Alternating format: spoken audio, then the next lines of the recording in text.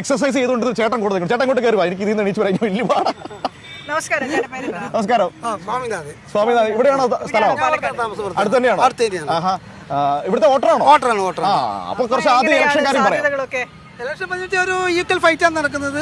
നല്ല രീതിയിൽ തന്നെ ഞാൻ പോകുന്നുണ്ട്. വലിയ ബഹളങ്ങളും അങ്ങനെ ഒന്നും ഉണ്ടാവില്ല. അടിപിടി കേസൊന്നുമില്ല. അവരവരുടേതായ രീതിയിൽ വർക്ക് ചെയ്യുന്നുണ്ട്. നല്ല മത്സരമുണ്ടോ? നല്ല മത്സരമാണ്.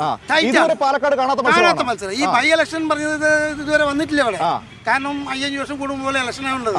ഈ ബൈ ഇലക്ഷൻ പറയുമ്പോൾ പോലെ വാശിയേറിയ വീറും വാശിയോടിയ മത്സരം. അങ്ങനെ ഒരു ബൈ ഇലക്ഷന്റെ ആവശ്യം ഉണ്ടായിരുന്നു യഥാർത്ഥത്തിൽ? ഉണ്ടായിരുന്നു എന്ന് വെച്ചാൽ സാറേ, ഞാൻ ഒരു കാര്യം പറയുകയാണെങ്കിൽ ഇതിപ്പോ ഒരാള് ഒരു സ്ഥാനത്തേക്ക് പോയി, അപ്പൊ ഇവിടെ ഒരു വേക്കന്റ് ആയി.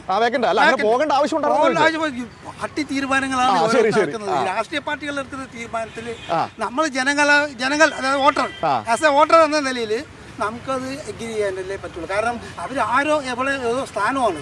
അപ്പൊ അവര് പോകുന്നു. അവിടെ ഒരേപോലെ പകരം ഒരാൾ വരികയായിരിക്കും, ആരെങ്കിലും ആയിരിക്കാം. പക്ഷെ പതിവില്ലാത്തൊരു ആവേശമുണ്ട്. ഇഞ്ചോടിഞ്ചാണ് വീറും വായിച്ചാണ്. അങ്ങനെ നല്ല രീതിയിൽ തന്നെ പോകുന്നത്.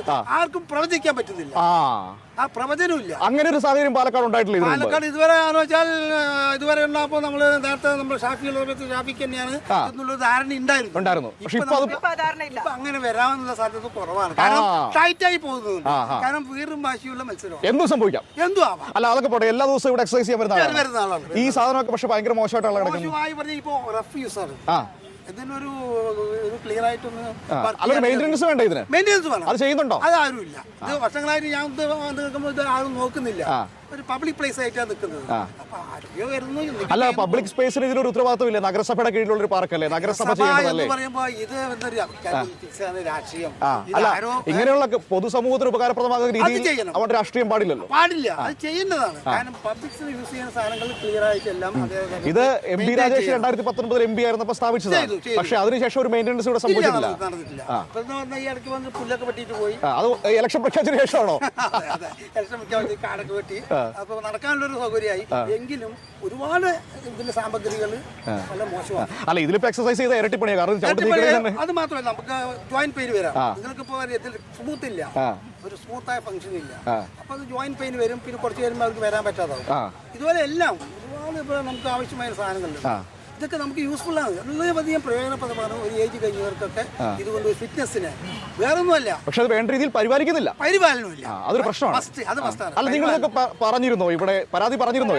ഞാൻ ഇപ്പോൾ കുറച്ചാഴ്ച വരാൻ പറഞ്ഞിട്ടുള്ളൂ. പക്ഷെ എങ്കിലും എന്താ പറയുക, നമുക്ക് നോക്കുമ്പോൾ അനുഭവം കൊണ്ട് നോക്കുമ്പോൾ ഇത് കുറച്ചുകൂടി അത്യാവശ്യമാണ്. കാരണം ഇത് കുറെ ആളുകൾക്ക് ഇവിടെ നിന്ന് ഫിറ്റ്നസിനും ആരോഗ്യപരമായിട്ടുള്ള കാരണങ്ങൾ വന്ന് പോകുന്നുണ്ട്. കുറച്ച് ഏജ്ഡായ ആളുകളാണ്. അവരെ സംബന്ധിച്ചോളം നല്ല രീതിയിൽ കൈകാര്യം ചെയ്യുകയാണെങ്കിൽ. പക്ഷെ ഇതിപ്പോ ഏജ്ഡായ ആളുകൾ വന്ന വലിയ പാടാണ്.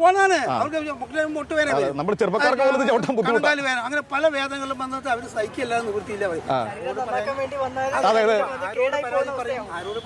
ഇവിടുത്തെ ചെയ്ത് കഴിഞ്ഞാൽ നേരെ ആയുർവേദത്തിൽ ഹോസ്പിറ്റലിൽ പോയിട്ട് ഡോക്ടറെ ബോൺ സ്പെഷ്യലിസ്റ്റ് കണ്ടിട്ട് ട്രെയിനാണ് പറയേണ്ടി വരും. പക്ഷെ ഇതൊക്കെ മാറേണ്ട ഒരു അവസ്ഥ വേണം. നമ്മൾ ഇതെന്തറിയോ, നമ്മൾ ഈ ഇങ്ങനെയുള്ള സാഹചര്യങ്ങളിലൊക്കെ നമ്മൾ കൂടി കെയർ വേണം. കാരണം എങ്കിലേ പബ്ലിക്കിന്റെ ഒരു ശ്രദ്ധ ഇവിടെ വരുള്ളൂ. Okay, thank you.